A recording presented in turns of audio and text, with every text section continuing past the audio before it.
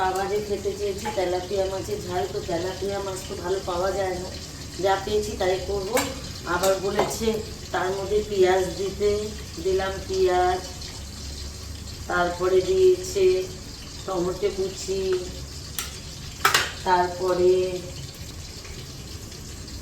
বলেছে একটু রসুন থেতো করে দিতে, তা আমি আবার একটু এর মধ্যে রসুন থেতো করে দিলাম। দিয়ে এবার দিয়ে দেবো একটু নুন। নুনটা বেশি হলে ভালো লাগবে না, নুন আবার বেশি খায়ও না বাবা। নুনটা একটু অল্পই দিই, একটু কম হলেও ঠিক আছে, বেশি হলে ভালো লাগবে না। সর্ষের তেল দেবো, সর্ষের তেল দিয়ে ভালো করে মেখে ঝুঁকে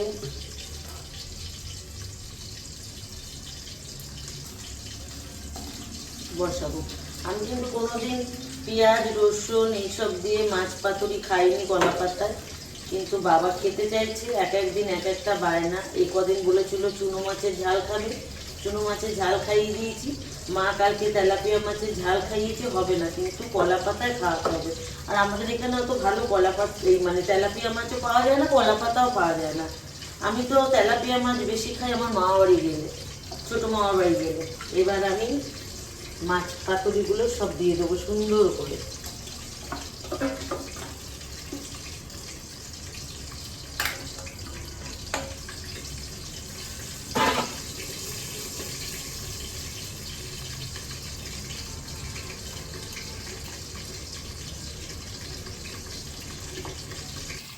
তো দেখতে পাচ্ছ হালকা হালকা ফোটা শুরু হয়েছে, আর একটা আওয়াজ হচ্ছে কলা পাতা পোড়ার।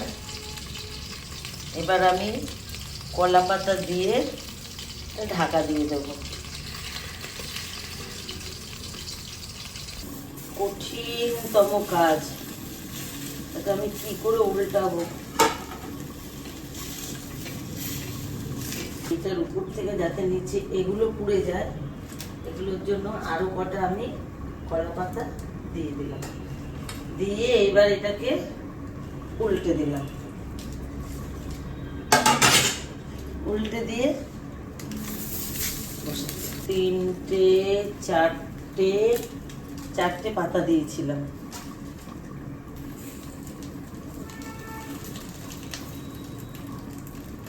এই পাশটা অনেকটাই হয়ে গেছে, এবার ওই পাশটা হবে। জলটা একদম শুকিয়ে গেছে, মাছগুলো যেমন তেমন রয়ে গেছে। এবার আমি আবার ঢাকা দিয়ে দেবো।